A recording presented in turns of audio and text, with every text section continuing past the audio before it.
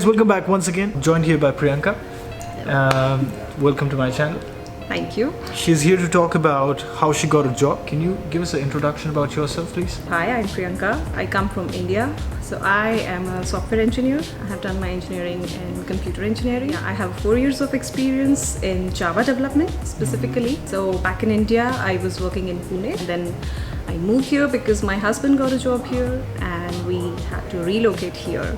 So when we moved here, after a month or so, I got a job here and then I started working here. What is that skills like right now? If I look at the market, if someone who is looking out for a job, what skills are really on top? First, second, third, fourth, if you really have to put like top 5 skills. So top 5 skill, I would say, of course, there's your language.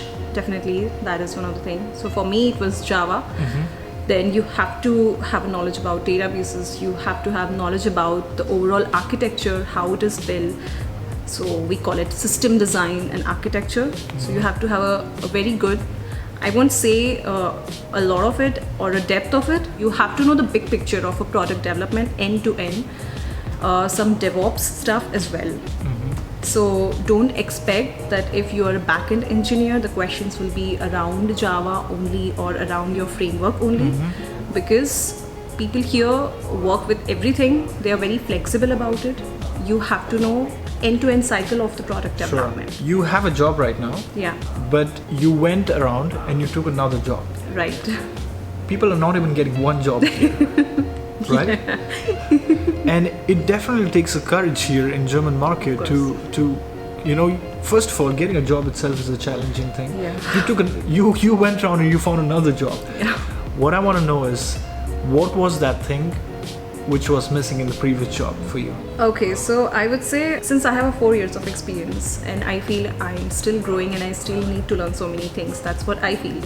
And when I started working here, I think people here, they really look for a quality and they really look for so many things in you. Back in India, I didn't have that much of experience. So in my current role, I feel I'm stuck at some point and I don't see myself, you know, growing or learning something new and something which is really required right now. Some skills that you really need to have, you need to possess some skills, and which I don't think I'm learning them. And that's when I thought that, you know, I should start looking for something new, something exciting, you know. That was too early. It was just 4 months in the company. Yeah, but generally after Christmas or something, you have a roadmap meeting and they tell you what their plans are for a year. And in those kind of sessions, I got to know that, you know, there's nothing much for me to learn, and I felt that there's a need to go to something else, you know, to move on. Okay, what about the German language? I don't think there's much need in IT technology because it's an international market. Environment is international. You won't be working with just Germans here. Like in my current company, we have more people from Spain, from Ireland, from England. So basically you have to know English, that's it. It's good to have it because then you have this much of window. If you don't know, you might have this much of window. So it depends on companies as well, but it's not necessary. It's not like that if you don't know German, you won't get any job. Sure. Okay, what kind of challenges one can come across when they are looking out for jobs here? In general, I would say be very honest and try to prepare as much as you can with the technologies, with the skills you have, because the bar is a little higher than in India. So basically, don't just send out resumes to every other company, because recruiters will reach out to you, the third-party recruiters, and they'll have a lot of information for you. Otherwise, try to apply from LinkedIn rather than going to the company site maybe, because it had worked for me. Would you say that this was a big advantage just because you were in Berlin already? Yes, it is. Because I remember when my husband got a job here, I started applying for a job from India. Right. What happened? But I didn't get much of the attention of the companies that I was expecting. And from India, I think first of all they'll give you a big project and you have to do that and some other stuff. So the bar is like more higher than if you are in Berlin. But like it is easier to get a job when you are in Berlin. Definitely. See, this is why I always suggest them, like, you know, why don't you take this opportunity of coming on a job seeker's visa? Yeah. Right? Come here for 6 months, try the market, whether you fit in the market or not, because sitting miles away on your comfort couch and expecting people to recruit, that's not going to happen, right? Right. And it works really fast. And system here is like, if you show up on the right time and right place, Exactly. you get a job. Right? Exactly. Along with what she just spoke, okay, that's what matters, because course. that's the basics, right? If you're not good at technicals, showing up at every door it's not going to help you, right? Exactly. If someone who is a Java developer right now watching us, what salary he or she should quote if they just in case come to HR? I think it would depend on the experience. Work experience? Yes, Yeah? of course. Okay. You said like 4 years of experience. Yes. What kind of number would you quote? What bracket would that be? Also depends on companies as well, and it also depends on your situation as well, and what kind of situation you are. But to give a bigger window, Sure. I would say it should be somewhere between 55 to 60 would work. 55 to 60. Okay. At what level of Java should I know? I would say everything. Everything, yeah? I mean, Java is updating and updating. Sure. You should know Java 8, 9, 10. You should know what is new in which version. They ask you that as well. Like, what is new in this particular Java? Why I should use it? You have to be able to sell your knowledge. You have to be able to sell that technology to them. Why are you using it? What you think is good about that particular technology? What you like about it?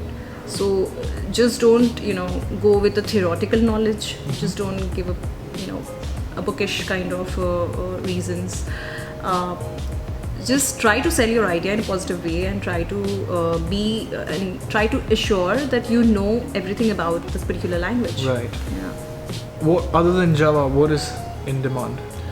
In demand, I would say Spring Boot framework for me. I mean, for every company, they were asking for if you have experience with Spring Boot framework, and most importantly, if you have experience with microservices, and you have experience with transition from monolith architecture to microservice-based architecture. Right. It is very important, and most of them want you to know the DevOps related stuff as well.